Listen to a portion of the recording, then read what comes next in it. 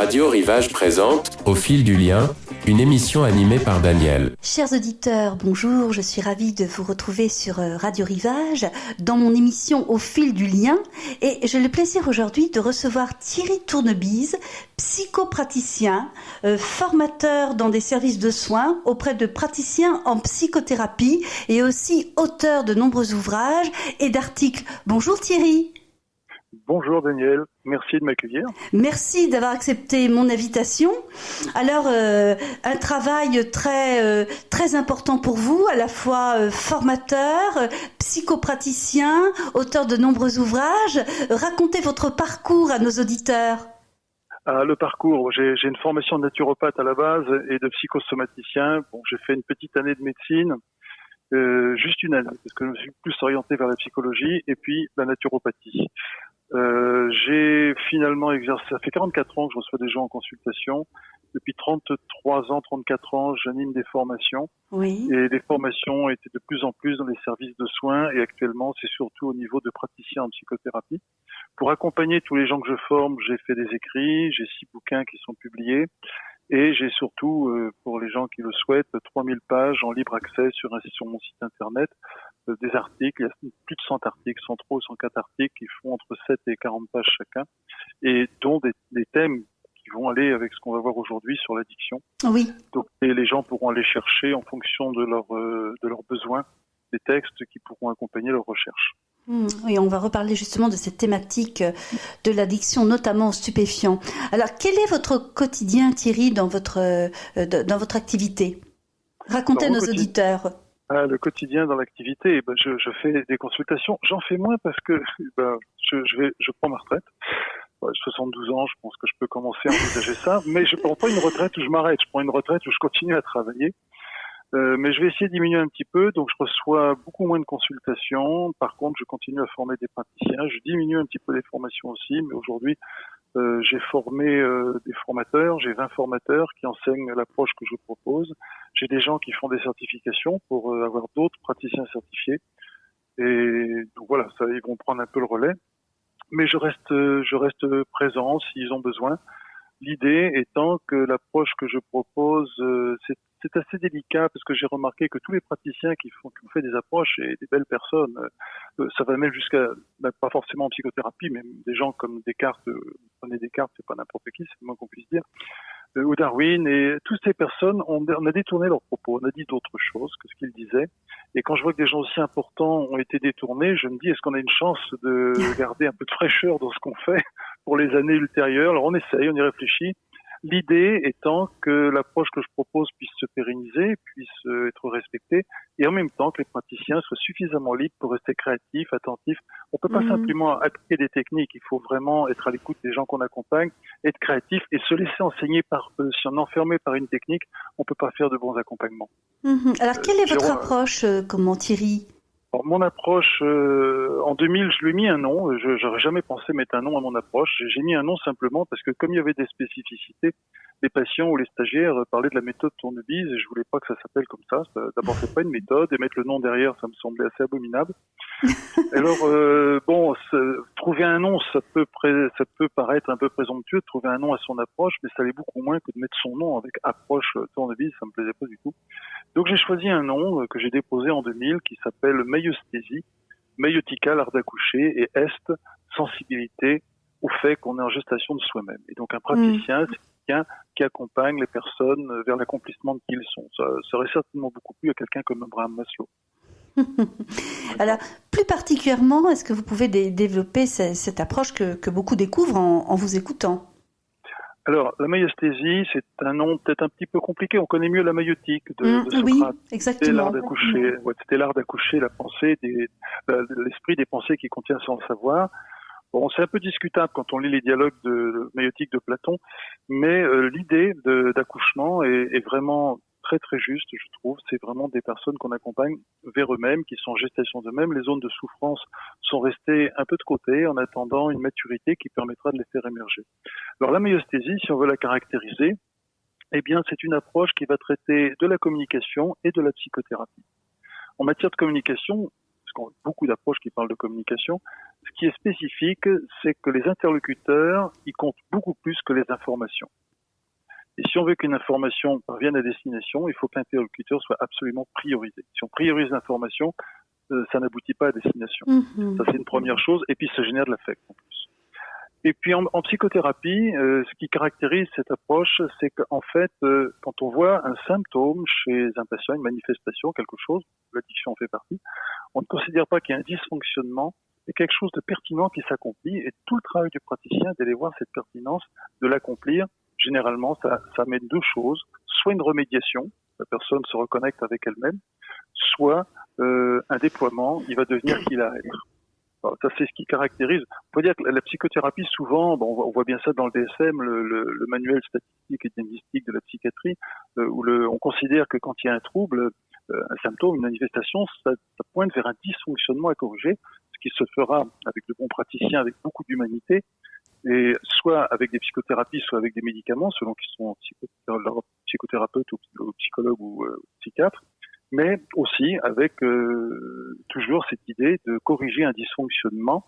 Donc même avec beaucoup d'humanité, on vient quand même contre quelque chose qui se fait chez la personne. Parfois, ça peut être nécessaire, mais c'est une voie qui n'est pas tellement explorée. On a la psychologie de la santé qui s'occupe des ressources, on a la psychologie des maladies qui s'occupe des dysfonctionnements, et j'ai envisagé d'ajouter l'idée de psychologie de la pertinence qui s'occupe d'accompagner les justesses à l'œuvre chez le patient. Alors, est-ce que l'accroche n'est pas l'accueil de la personne ? Alors, c'est l'accueil de la personne, mais c'est plus que l'accueil. C'est savoir être touché par un être qui demande un accompagnement, qui nous rencontre, qui nous sollicite, qui partage un bout de sa vie. Et l'idée, c'est que quand on rencontre la personne qu'on accompagne, on est touché par qui elle est. Oui. On est touché par cette personne et pas affecté par ce qu'il raconte. Le piège, souvent, c'est que l'histoire prend trop de place, et quand on la répète, quelqu'un comme Sándor Ferenczi, qui était un psychanalyste contemporain de Freud, disait que répéter son histoire peut parfois être dommageable, parce que ça crée des reviviscences. En anesthésie, on n'insiste pas sur l'histoire à raconter, mais sur l'être qui a vécu cette histoire, qui va être rencontré, qui va être reconnu en ce sens où on est touché par qui il est. Quand l'histoire est abominable, l'être qu'il était reste inestimable. Et on va valider son ressenti, et bien souvent, le simple fait de valider ce qu'il a éprouvé, dans la nature de ce qu'il a éprouvé, de la peur, de l'angoisse, une inquiétude, une compétence trop faible, une addiction, etc., ce qu'il éprouvait est dans la dimension. C'est-à-dire qu'il y a la nature de ce qu'il éprouvait, la dimension de ce qu'il éprouvait. Quand c'est validé, il y a immédiatement un apaisement qui se produit. Enfin, il y a un certain nombre d'autres choses qui peuvent se faire aussi dans l'action thérapeutique. D'accord. Il est question d'empathie aussi. Alors l'empathie, on a beaucoup Carl Rogers qui a évoqué l'empathie, et on lui doit, c'est un homme assez exceptionnel, avec son approche centrée sur la personne, les aides comptent plus que les problèmes. Néanmoins, il a parlé d'empathie en disant, on prend les références de l'autre, on les écoute, pour pouvoir se mettre à sa place, mais tout en restant soi-même. Il avait certainement énormément d'humanité, il mettait en œuvre des choses qu'il nous a pas toutes racontées, car c'est très difficile de mettre en mots. Alors, ça se fait au gré de nos recherches, les mises en mots se font.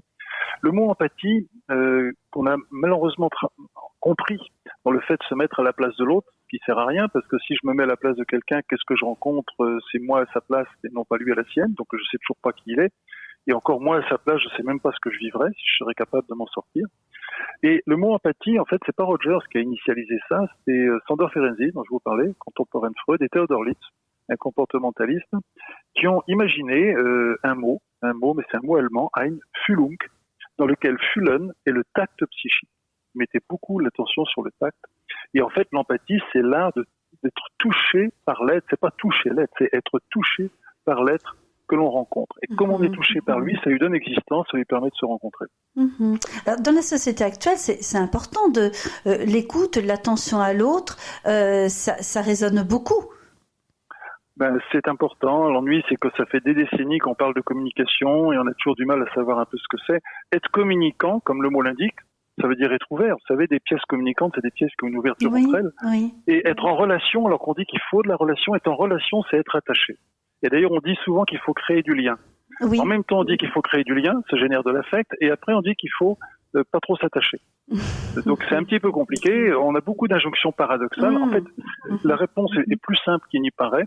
Il s'agit d'oser être distinct de l'autre sans jamais en être distant, c'est-à-dire être touché sans être affecté. C'est l'être qu'on voit, c'est pas son histoire qu'on parcourt, c'est pas sa place qu'on prend, c'est lui qu'on rencontre. Donc être distinct sans être distant est peut-être la réponse à ce qu'on veut mettre derrière l'idée d'empathie, qui est être chaleureux sans être dans l'affect. Alors, être à l'écoute de l'autre, ça passe évidemment par une écoute attentive, par les mots aussi qui permettent de reformuler, mais il y a aussi un langage corporel de celui qui écoute. Il y a un langage corporel, le non-verbal joue beaucoup, alors il se calcule pas. Le non-verbal, il se fait automatiquement chez l'écoutant. C'est notre posture qui génère notre non-verbal. On peut pas imaginer avoir une attitude qui donne l'impression qu'on écoute. Ça n'existe pas, ça.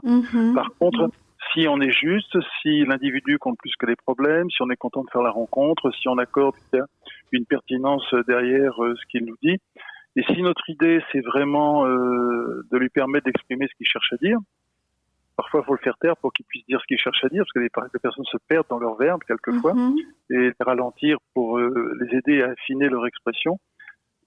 La posture du praticien, qu'elle soit gestuelle, que ce soit le regard, la posture du corps, n'importe quoi, elle va se mettre automatiquement avec cette attitude intérieure.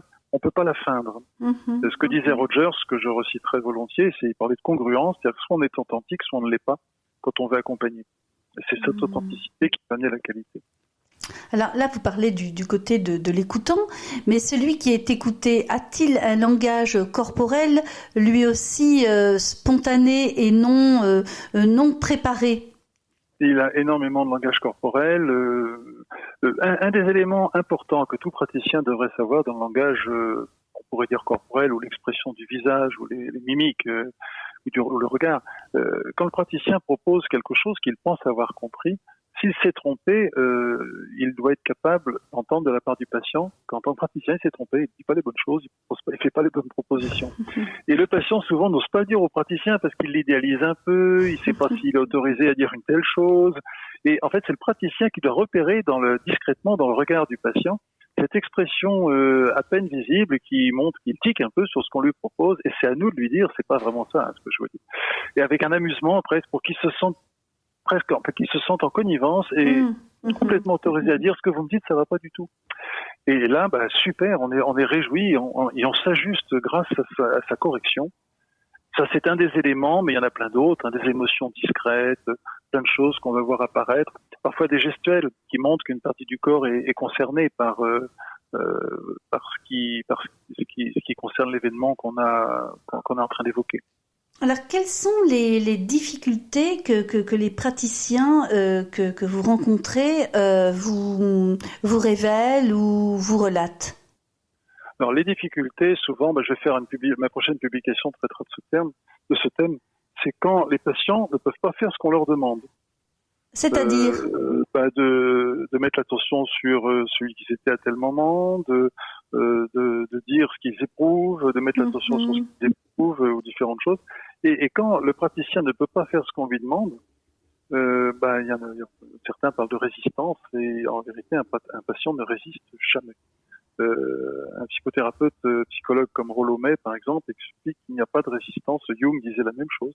Il n'y a pas de résistance. Rogers aussi. Il n'y a pas de résistance. C'est simplement les praticiens qui ne s'y prennent pas correctement. D'accord. Alors, est-ce qu'on peut dire qu'il y a une difficulté dans le travail d'introspection ?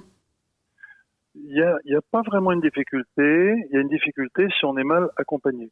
Le praticien qui essaie de dire quand est-ce que vous avez une difficulté et qui fait raconter la difficulté va rencontrer des problèmes chez son patient parce que le patient aura du mal à aller visiter cette difficulté. Ce qu'il a besoin, c'est pas de visiter la difficulté qu'il a eue, c'est d'être à l'écoute de celui qu'il était quand cette difficulté s'est produite. Et si le praticien sait mettre l'attention vers celui qu'il était celui qui était le patient quand il a eu des difficultés, le patient le fera volontiers. Rencontrer qui on était, ça va. Par contre, reparcourir sans arrêt le désordre qu'on a rencontré, c'est assez insupportable. Mhm. Alors, la société actuelle est secouée par de nombreuses, difficultés, des choses qui apparaissent plus complexes, comme le harcèlement au travail, le harcèlement scolaire également, entre autres, pour citer que ces deux thèmes. Quels sont à de votre point de vue, par rapport à votre expérience, les questions très, très épineuses, très difficiles à traiter et comment à explorer? Alors, je n'ai aucune réponse simple sur ce qui fait que des êtres ont envie d'en harceler d'autres. Je remarque simplement que l'accueil d'une différence chez l'autre est assez difficile, même sur des choses vraiment anodines. Oui. Il y a que juste deux amis qui sortent du cinéma, qui ont vu un film et qui n'ont pas le même avis sur le film. C'est pas facile pour eux de s'entendre. Oui. Donc on n'est pas avec des problèmes très sophistiqués, là, quand même, Oui, c'est relativement anodin. Oui. J'ai trouvé ça nul. Alors ben non, quand même, t'aurais dû aimer, mais que t'as pas aimé, enfin bon, et on s'aperçoit qu'il y a déjà une tension, qui est pas très grave, mais on s'aperçoit que d'écouter quelqu'un avec une différence de point de vue, c'est pas si simple. Il y a quelque chose à apprendre, peut-être à l'école, on pourrait sensibiliser à cela, certainement, quelque chose.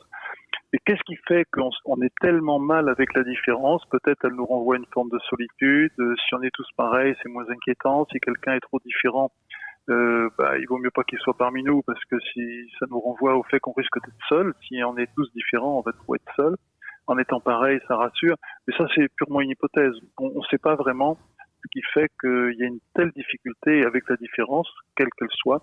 Que ce soit une différence d'avis sur quelque chose, sur une œuvre, sur n'importe quoi, mais aussi de religion, d'ethnie. Cette difficulté qu'on a à voir la différence comme une richesse plutôt que comme un inconvénient, c'est vraiment présent. Et puis il y a des personnes qui vont se faire agresser, qui vont se faire harceler. Je ne sais pas trop comment on peut prévenir de ça, si ce n'est provoquer un environnement plus respectueux. C'est vrai que l'environnement n'est pas très respectueux. Ce serait intéressant il y a des modèles de respect autour. On a du mal avec ça. Et puis, faute de savoir quoi faire pour enrayer le fait que certains harcèlent, il y a une écoute délicate à donner à ceux qui sont harcelés, prendre au sérieux ce qu'ils racontent, pas pour le dramatiser, mais vraiment entendre leur vécu, leur donner un espace où ils peuvent le partager, où ils se sentent vraiment exister, se sentent entendus. Alors, vous nous dites, Thierry, que vous êtes professionnel depuis plus de 40 ans. Est-ce que, par exemple, vous avez bien sûr des évolutions, et c'est ça qui est très, très intéressant. Est-ce que les nouvelles technologies, l'intelligence artificielle, c'est des éléments que maintenant on prend en compte quand on travaille dans votre domaine? Alors non, moi je prends pas du tout en compte l'évolution artificielle. Ça m'a beaucoup amusé. J'ai lu dernièrement... c'est Nathalie, j'ai oublié son nom de famille, qui est astrobiologiste, qui explique que la vie, de toute façon, apparaît sur toutes les planètes. La vie, c'est le meilleur moyen de dissiper l'énergie. C'est pas possible que sur les planètes, elle n'apparaisse pas. C'est comme une évolution inéluctable de la matière. D'autres, comme Teilhard de Chardin, diraient que c'est la conscience qui émerge à travers la matière. Et en fait, quel que soit le moyen par lequel la conscience peut s'exprimer, quand bien même ce serait par l'intelligence artificielle, dit-elle, elle le fera. Donc après c'est des spéculations tout ça. Mais dans le concret d'aujourd'hui, on s'aperçoit que la technologie prend beaucoup de place. Elle est en même temps un inconvénient et en même temps elle a un avantage, c'est qu'elle permet à des gens de partager avec d'autres sans avoir besoin d'être vus directement. Ce qui résout des difficultés pour certains, ça permet de toucher plus de monde, et en même temps, c'est un avantage, et c'est aussi un inconvénient, parce que le jour où il y a un problème, le problème, ça devient un raz-de-marée, c'est pas juste de personnes qui viennent nous embêter. Donc, ça peut être beaucoup plus dommageable qu'avec des moyens de harcèlement qui sont terribles. Et la technologie, c'est quand même un moyen pour des gens qui ont du mal à être vus, à oser se rencontrer, à parler, à échanger. Des gens qui n'ont pas une image physique gracieuse, ils peuvent quand même se révéler comme ils sont par des textes, par des partages. Et ça, c'est intéressant quand même. Donc vous pensez que c'est un facilitateur de communication? C'est les deux. C'est un facilitateur et c'est aussi un inconvénient. Moi, je sais que j'ai publié ce site, mayustizi.com, il y a 20 ans. Il y a pas mal de gens qui vont le voir. Et je suis vraiment enchanté d'être à une époque où il y a Internet pour partager ça. Parce que ça serait que par les livres. Les livres, c'est plus compliqué de toucher assez de monde par des livres. On a des dizaines de milliers de vues par mois sur un site, alors que les bouquins, on en vend quelques centaines dans l'année. C'est complètement différent. Oui, la Et démarche ça est permet, différente, oui. la démarche est différente, ça permet aux gens d'être informés. Alors, c'est plus volatile quand c'est en site internet qu'un livre papier. Moi, j'aime beaucoup les livres papier, mais en même Moi temps, aussi. ça a l'avantage de permettre à plein de gens d'accéder. Ils font une recherche sur internet et clac, ils tombent sur un document qui les intéresse. Alors l'inverse, il y a un inconvénient de l'avantage, bien sûr, c'est qu'il y a tellement d'informations qu'on ne sait plus où trouver les bonnes. Ça, c'est un autre problème. Mais globalement, c'est plutôt un avantage qu'un inconvénient. D'accord. Alors, ma question, vous savez, concernant les nouvelles technologies, l'intelligence artificielle, enfin tout le monde qui nous entoure, numérique, donc des moyens de communication nouveaux, change l'environnement dans lequel nous vivons. Et l'environnement qui change, c'est aussi le relationnel qui change. Qu'en pensez-vous ? Ah oui, le relationnel change. Alors, on ne sait pas trop s'il s'améliore ou s'il se détériore. Aujourd'hui, il y a des choses qui sont plus belles qu'autrefois. Autrefois, il y a des choses qui étaient plus belles qu'aujourd'hui. Mais c'est vrai qu'on arrive quand même dans une époque où on accepte davantage des gens dans leurs différences. J'ai publié il n'y a pas longtemps un article sur le genre. Oui. C'est un truc qui fait pas ça. Et on s'aperçoit aujourd'hui qu'il y a davantage d'acceptation de personnes différentes qu'autrefois. Je me souviens toujours ce film que j'avais vu sur Maria Montessori, première femme médecin en Italie, qui se retrouve enceinte sans être mariée. Quand elle rentre chez elle, son père lui dit « Tu sors, tu n'es plus ma fille. Il faut qu'elle aille élever son enfant loin de tout le monde, et c'est la honte. On est dans une époque incroyable, c'est une violence inouïe. Bon, aujourd'hui, on verrait plus ça. Mais d'un autre côté, il y a d'autres difficultés. On n'est pas dans une époque idyllique. Mais dire que c'était mieux avant, pas forcément. Mais avant, peut-être, il y avait une proximité familiale, il y avait d'autres choses. Et cette proximité familiale était souvent liée à des soumissions, donc c'était pas forcément extraordinaire non plus. Difficile de dire ce qui est bien. Ce sentiment que l'humain évolue progressivement. J'étais très touché quand j'ai lu un ouvrage de Marilène Patoumatis, qui est préhistorienne, qui nous explique que dans le Paléolithique, en fait, les hommes, on trouve pas de traces de violence ni de guerre. Ils ont commencé à se friter entre eux dans le Néolithique, quand ils ont fait de l'élevage et des cultures. Mais avant, ils prenaient même soin des handicapés de la naissance à la mort dans leur communauté.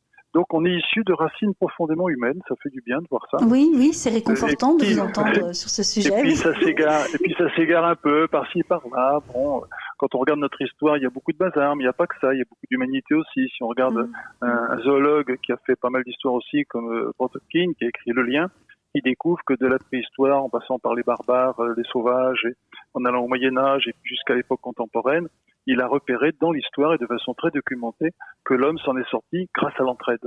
Et il y a toujours eu beaucoup plus d'entraide qu'on l'imagine. Et j'ai trouvé très intéressant qu'on nous raconte les faits historiques à travers des gens qui se font la guerre et qui se tuent et qui s'entretuent, qui s'échappent tous les uns les autres. Et lui, quand il regarde, il voit surtout des gens qui ont fait de l'entraide et c'est ça qui nous ramène. Il y a des questions de point de vue aussi. Est-ce qu'en racontant les horreurs, on finit pas par pérenniser quelque chose qui va de travers ? Et si on montrait ce qui est plus gracieux, peut-être on aurait une propension à faire des choses plus sympas. Alors il y a aussi la place qu'on occupe chacun dans la société et les bouleversements aussi qui accompagnent notamment les guerres récentes, la crise économique. Ça aussi, on est peut-être aussi dans une période où l'interrogation est forte sur l'avenir de chacun. Elle est encore un peu plus aujourd'hui, mais ça l'était déjà il y a quelques années. Bon, c'est vrai que ça nous amène une incertitude, ça amène des questionnements. Qu'est-ce qui fait qu'on en est là ? Franchement, là, moi, j'ai pas de réponse là-dessus. Hein. J'aimerais bien en avoir. Mais je suis pas capable de dire il faut faire ceci, il faut pas faire cela. Ce que je vois, c'est qu'il y a des gens qui souffrent et ça, c'est moche. Par contre. Oui. Et d'autres personnes qui aident ces personnes dans la difficulté également. Et il y a des personnes qui aident. Bon, il y a ceux qui font des trucs pas sympas, il y a d'autres qui aident. Enfin bon, l'humanité fait son chemin du mieux qu'elle peut. Parfois, c'est pas toujours simple. Il faut vraiment qu'on se rappelle d'un truc. Darwin, je parlais des gens dont on a inversé les pensées. Darwin a évoqué qu'à partir de l'homme, ce qui est apparu, c'est une loi qui contredit presque les lois de la sélection naturelle, puisque l'évolution a voulu que celui qui s'en sort le mieux, c'est bien le plus adapté, le mieux adapté, arrivé à l'homme, révèle surtout être celui qui sait prendre soin du plus faible, parce que la coopération l'emporte sur la concurrence.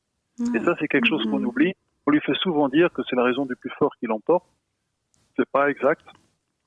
c'est le mieux adapté car la coopération l'emporte sur la concurrence. Donc quelqu'un comme Albert Jacquard évoque beaucoup ça aussi. Alors, le mieux adapté, oui, c'est une vraie question. Mais dans la filiation de l'homme, Darwin est très clair sur le fait que c'est ça qui permet à l'homme d'être le mieux adapté, le plus compétent, de mieux s'en sortir, de mieux faire face au monde. Oui, sans doute parce que nous avons besoin des uns et des autres pour être nous-mêmes. Et ça, on lui a pas prêté ce propos. On a l'impression que c'est la lutte pour la vie, alors, for life, il a dit, mais c'est une lutte dans le fait d'être adapté de la meilleure façon possible et d'être dans la coopération. Oui, alors c'est... oublié, on n'est pas complètement là-dedans. Enfin, un petit peu aussi quand même, mais bon, pas que. Alors, nous avions démarré cette interview, Thierry, en parlant de ce thème qu'attendent beaucoup de nos auditeurs, la dépendance aux stupéfiants, ce qu'on appelle souvent l'addiction. Alors, pourriez-vous nous présenter, Thierry, ce qu'est l'addiction, notamment aux stupéfiants ? Alors, je ne pourrais pas faire en détail exactement ce qu'est l'addiction, mais quelqu'un qui est dépendant d'une substance, on doit partir du principe que quoi que fasse quelqu'un, il a une raison pertinente de le faire. Ça ne veut pas dire qu'il a raison de le faire, mais il a une raison. Et que tant que cette raison n'a pas été reconnue, entendue, et n'a pas émergé, n'a pas pu être examinée, eh bien la personne aura du mal à se défaire de cette addiction. C'est vrai pour une addiction aux stupéfiants, mais c'est vrai pour une addiction à l'alcool, même au tabac ou à différentes autres substances. Il y en a qui sont plus dommageables que d'autres. Quelque chose d'important à savoir au niveau de l'addiction, moi j'ai été très touché par les travaux d'un chercheur canadien qui s'appelle Bruce Alexander. Il a repéré une expérience qu'on fait et qui se dit scientifique, c'est-à-dire qu'on met un rat dans une cage, on lui met 2 pipettes, une avec de l'eau pure et une autre avec de l'eau chargée d'héroïne. Et puis on s'aperçoit que dès qu'il a goûté à l'héroïne, il va toujours là, il n'arrête pas d'en prendre jusqu'à en mourir. Donc on dit, voilà, on a démontré que la molécule rend addict. Et pourquoi pas, ça paraît scientifique. Et Bruce Alexander, il était un peu plus loin, il dit, on va essayer de tester quelque chose d'autre. Il dit, on va mettre une cage plus grande, parce que la cage est petite, il est tout seul. Donc on va mettre une cage 200 fois plus grande, on lui met une quinzaine de congénères, on regarde ce qui se passe. Eh bien, quand il est dans une cage 200 fois plus grande avec une quinzaine de congénères, le rat ne consomme plus d'héroïne. Il n'y va. Mieux que ça, celui qui en consommait quand il était seul, quand il est mis là, il n'en consomme plus. Et la question que pose Bruce Alexander, c'est à qui profite le fait qu'on pense que ce soit la molécule qui rend addict. Alors, c'est certainement pas tout à fait faux, qu'elle participe à l'addiction. Il y a un autre phénomène derrière à regarder, qui à mon sens n'est pas suffisamment envisagé. Alors, il y a un phénomène social, un phénomène de communication, un phénomène de reconnaissance, il y a d'autres choses au niveau de la détresse de l'individu qui font qu'il a besoin de cette compensation par une drogue. Oui, j'ai noté dans un de vos articles, stratégie compensatoire en cas d'échec.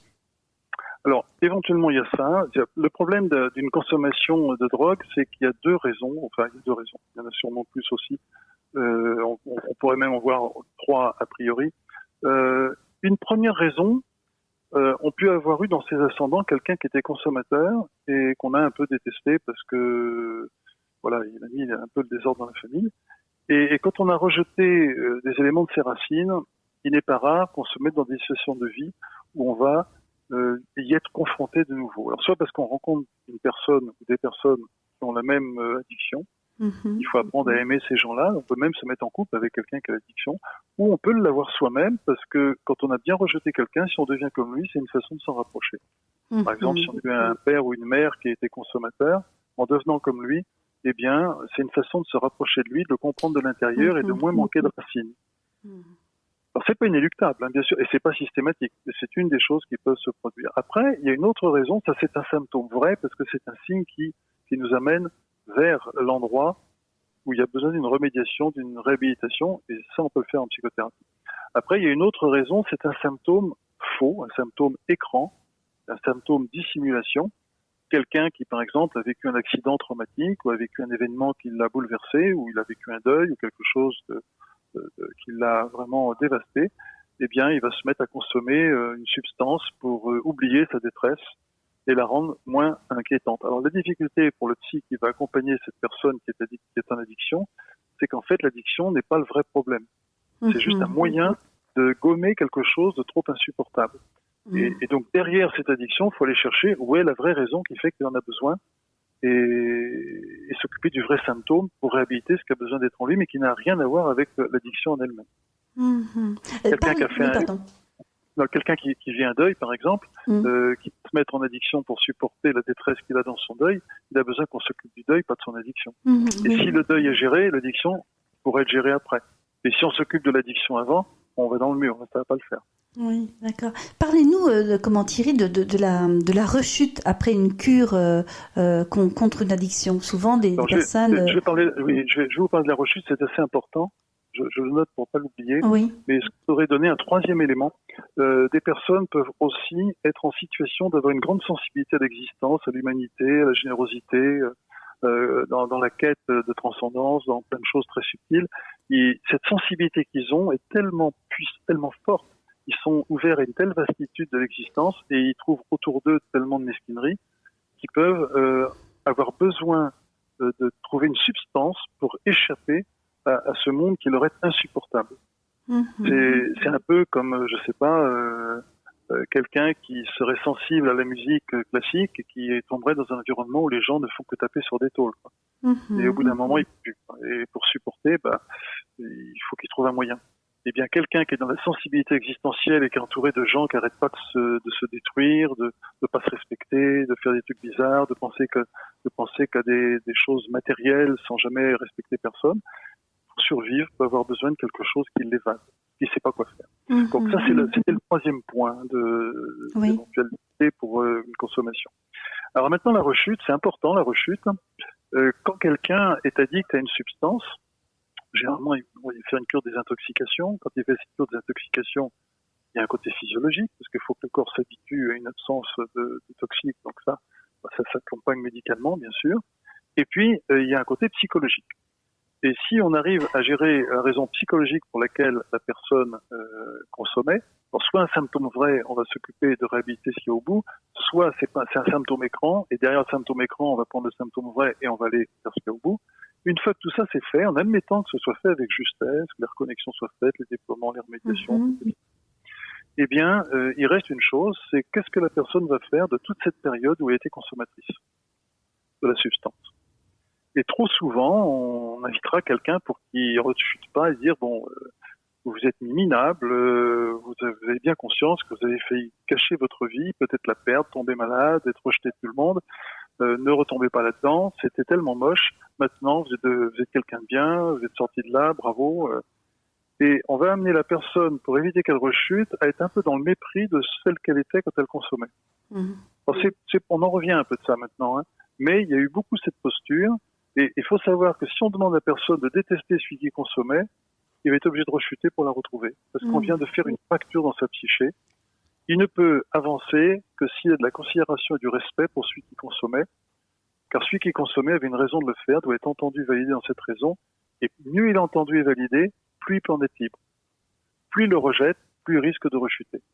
Et ça, c'est pas intuitif. Ça, pour un praticien, et même pour tout un chacun, c'est pas intuitif. Que ce soit de l'héroïne, que ce soit de l'alcool, avoir du mépris pour celui qui consommait, c'est le meilleur moyen d'aller vers la rechute. Eh bien.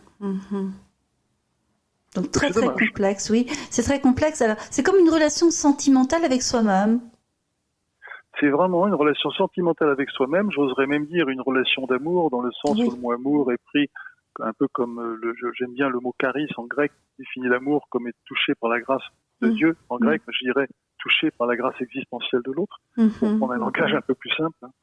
Et c'est cet amour de soi, c'est ce qui permet d'être et ensuite de s'ouvrir aux autres. Oui. C'est vrai qu'on n'avancera pas en amenant la personne à détester ce qu'elle est et ce qu'elle fait.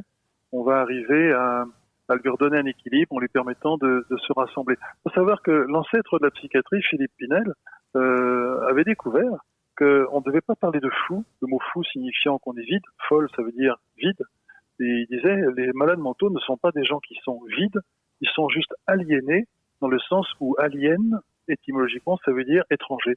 Ils sont devenus étrangers à eux-mêmes, et si on leur parle normalement avec considération, ils vont retrouver leur équilibre.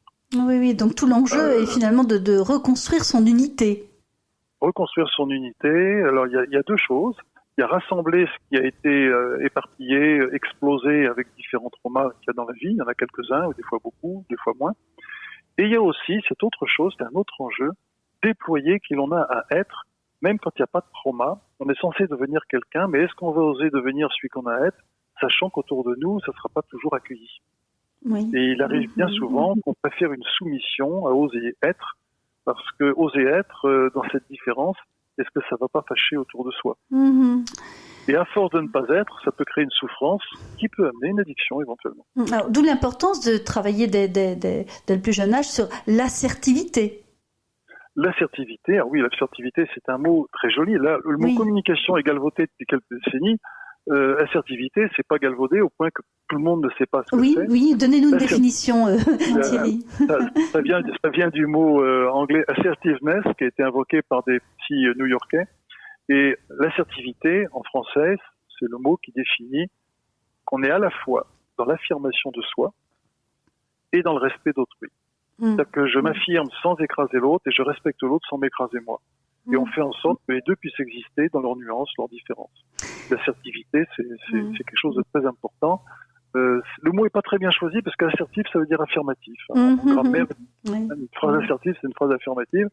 Donc le mot représente pas bien ce qu'il signifie, mais ce qu'il signifie est magnifique. Oui.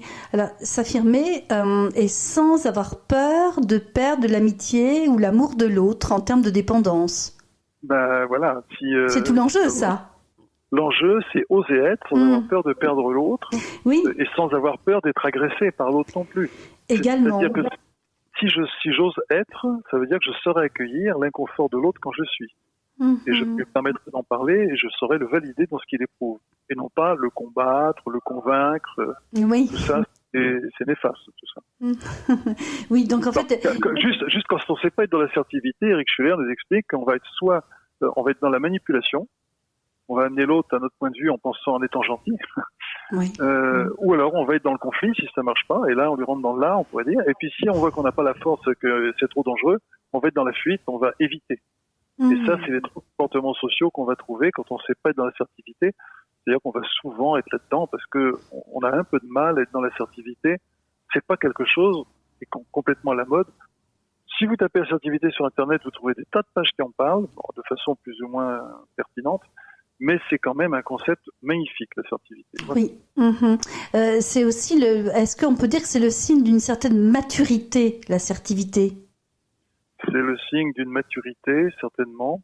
Celui qui est dans l'assertivité n'a rien à prouver, il ose être, et il ose entendre toute personne qui est complètement différente de lui, y compris l'opposé, choqué. C'est un vrai programme, ça, d'affirmation de soi. Et puis c'est l'affirmation de soi qui faut bien comprendre que c'est l'affirmation de soi qui permet le respect de la différence. Et en même temps, la différence de l'autre, si on l'entend, nous permet d'aller encore mieux nous rencontrer et donc de mieux nous affirmer. Ça fait un cercle systémique très intéressant où l'état de l'un permet d'ajuster l'état de l'autre. Nos différences sont source de richesse si on sait les partager. La difficulté, c'est différence il y en a, mais est-ce qu'on sait les partager? Là, il y a un peu de chemin à faire quand même. Oui, c'est même un itinéraire éducatif. Cet itinéraire éducatif, déjà dès l'école. Moi, j'ai été très touché qu'on veuille, par exemple, mettre de la philo en primaire. Et quand on est un prof de philo, dire la philo en primaire, c'est pas faire le même enseignement qu'on fait en terminale, mais la philo en primaire, c'est montrer à l'enfant que sa parole a de la valeur. Si on arrivait à avoir des classes dans lesquelles les enfants s'expriment et chacun respecte l'autre et chacun ose s'exprimer, on commencerait à construire un autre monde, certainement. Alors, il y a quelques expériences de mener en France sur des ateliers philo, notamment au collège. J'ai pas d'exemple en tête dans les écoles primaires, mais effectivement, l'idée fait son chemin. Voilà, et on peut souhaiter, ça fait partie des belles choses qu'on voit aujourd'hui, des belles idées qu'il y a eu au niveau de l'éducation nationale. L'éducation nationale qui est une institution qui marche pas facilement quand même, parce que les enseignants, ils sont en souffrance, les élèves sont en souffrance. L'institution, je crois, est en souffrance aussi, parce que elle fait ce qu'elle peut avec le budget qu'elle a. Mais il y a des idées magnifiques, on peut espérer qu'elles vont trouver leur chemin, ces idées-là. Alors Thierry, nous arrivons presque au terme de notre interview passionnante. Merci pour nos auditeurs d'avoir parlé notamment de la dépendance aux stupéfiants, de l'addiction. À chacun de mes invités, je tends une carte blanche qui leur permet d'aborder un sujet qu'ils n'auraient pas abordé pendant l'interview. Alors, quelle est votre carte blanche, Thierry Tournebise ? Ah, ma carte blanche. Qu'est-ce que j'ai pas très bien compris, parce que aborder un sujet autre que tout ce qu'on a évoqué, c'est-à-dire me semble important. Comme une sorte de récréation, c'est-à-dire certains invités me parlent d'une exposition, ou d'un film qui leur tient à cœur, ou encore d'un fait de société récent sur lequel ils veulent s'exprimer. Oui, il y aurait les faits de société récents sur lesquels on va s'exprimer. Là, si on commence, on n'a pas fini. Mais non, pour parler je vais rester un petit peu dans le domaine de l'humanité. Oui, mais je vous en prie. Il y a certainement infiniment plus d'humanité. Peut-être une chose que j'ai à cœur de partager. Bon, j'ai formé, je sais pas, peut-être 20 000 personnes depuis 35 ans que je fais cette formation. 20 000. Ces formations. Alors, c'est beaucoup et c'est pas beaucoup. Ça s'étale sur une grande Le période. chiffre est impressionnant tout de même. Oui, mais j'aime bien dire souvent qu'un artiste, il fait ça dans une soirée, dans un zénith. Moi, il m'a fallu 35 ans. Et, bon, c'est pas le même contact, c'est pas les mêmes choses. Mais voilà, 20 000 personnes. Mais ce qui est intéressant surtout à signaler, peut-être, j'ai peut-être envie de laisser ça. J'ai essayé je prétends pas avoir créé une approche. J'ai juste essayé de modéliser ou de rendre partageable ce qui se passe chez un être humain. C'est pas moi qui ai inventé ce qui se passe chez lui. J'ai simplement fait que de le nommer, le théoriser, le rendre utilisable pour faire des accompagnements. Et puis quand j'ai enseigné tout ça pendant des années dans les services de soins, j'ai passé mon temps pratiquement à proposer ce qu'on peut faire pour accompagner les gens, et c'est souvent exactement l'inverse de ce qui se fait, donc c'est un peu agaçant. Et puis j'ai évoqué, pour aider un peu aussi, ce qu'il vaut mieux ne pas faire, et c'est un peu embêtant parce que ce qu'il vaut mieux ne pas faire, c'est exactement ce qui se fait. Pour vous donner par exemple un exemple, dans les services de soins, on dit qu'il faut rassurer les patients. Et rassurer quelqu'un qui est inquiet, c'est de lui expliquer qu'il est stupide d'être inquiet. Une fois qu'il sait qu'il est stupide, est-ce qu'il se sent mieux ? En fait, il a besoin qu'on valide son inquiétude. Non pas qu'on dise il a raison d'être inquiet parce que c'est grave, mais qu'on lui dise vous êtes inquiet par rapport à quoi, s'il y a ceci, je comprends, et on vient lui donner des informations qu'après avoir validé son inquiétude. Ça ne se fait pas. Quelqu'un qui veut mourir, par exemple, on va essayer de dire il faut penser à la vie. Et on voit pas que ne l'entendant pas, on l'amène à mourir. J'explique, non, vous aimeriez mieux mourir et en quoi ce serait plus juste. Et quand il peut en parler, étant entendu, il revient vers la vie. Et ça, c'est pas intuitif. Quelqu'un qui est dément, on dit il faut essayer de le resituer. Et on oublie que quand il dit des choses qui ont l'air démentes, souvent, il revient à la raison. C'est très bien expliqué par une psychologue comme Naomi Feld dans son livre Validation mode d'emploi. On voit que la personne qui dit quelque chose qui a l'air incohérent, en fait, retrouve quelque chose qui est en elle et parle au nom de celle qu'elle était dans un autre moment de sa vie. Alors, quand j'explique que les choses sont inverses, je pourrais avoir beaucoup de gens qui soient très mécontents. Bon, ils ont un petit coup de blues quand même des fois, parce que quand on consacre son humanité dans un métier et qu'on entend ça, ça peut être gênant. Et comme les gens ont beaucoup d'humanité, j'ai remarqué une chose, c'est que quand on parle d'humanité à des humains, ils aiment ça. Qu'est-ce qui fait que souvent les informations sont mal reçues ? C'est que derrière, il y a toujours une théorie, un dogme, un truc auquel il faudrait adhérer, et ça c'est très agaçant. Mais dans la mesure où on reste libre de sa pensée, de ses options, et qu'on nous parle simplement d'humanité, c'est ce que j'essaye de faire dans ce que je propose, eh bien les personnes répondent présent, il n'y a quasiment pas d'objection, il n'y a pas d'opposition, non pas parce qu'il y a une adhésion aveugle, mais simplement parce que c'est pas quelque chose qu'on sème dans leur pensée, c'est quelque chose qu'ils ont déjà en eux et auquel on permet de se déployer parce qu'ils sont en résonance avec ce qu'on leur dit. C'est quelque chose qui les habite, qu'on nomme simplement. C'est pas quelque chose qu'on leur apporte et qu'ils vont devoir apprendre. Il y a aussi la notion d'accueil. Il y a aussi la notion d'accueil de la personne.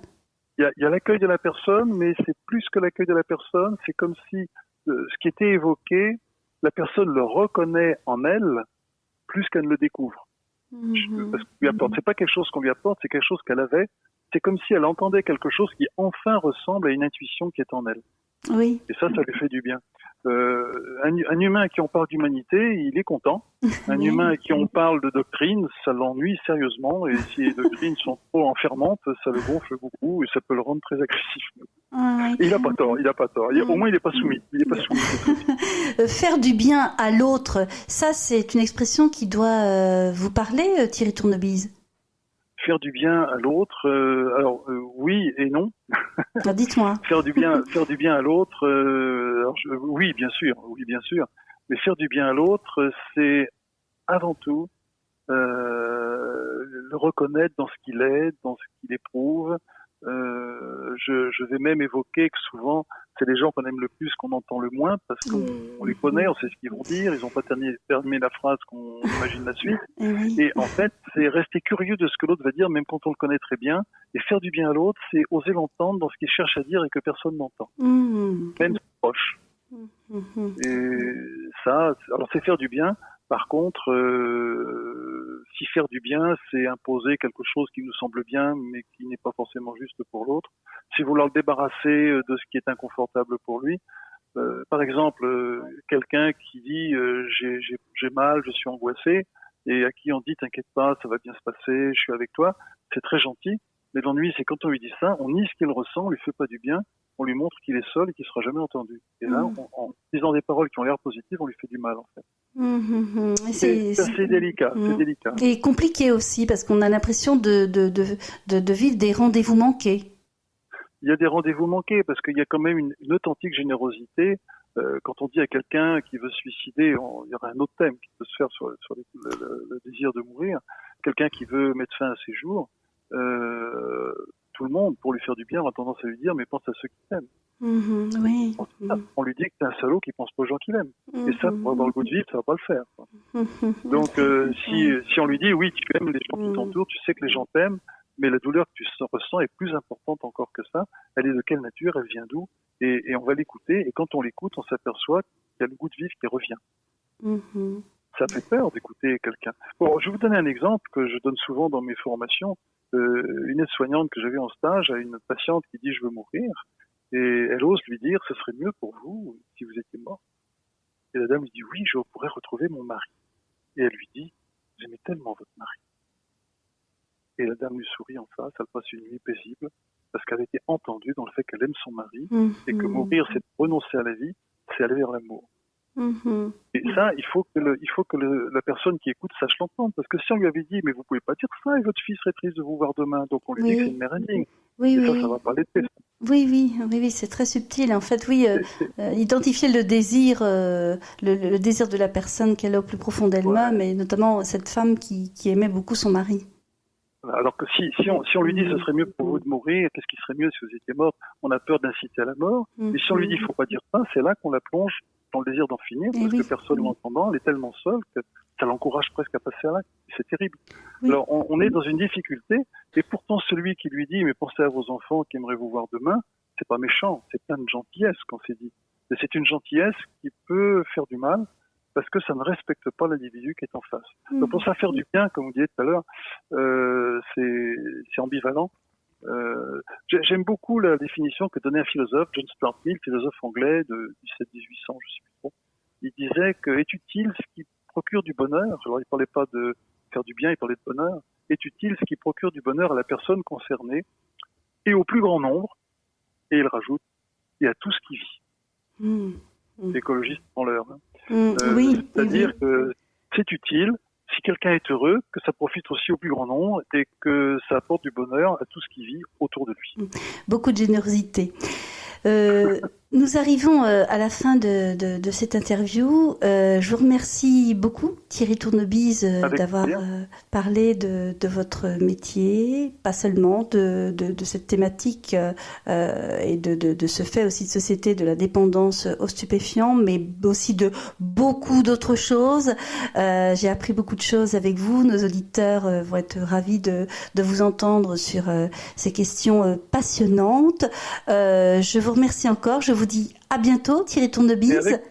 Avec plaisir. Merci. À bientôt, chers auditeurs, sur Radio Rivage, pour mon émission Au fil du lien. C'était Au fil du lien, une émission animée par Daniel sur Radio Rivage.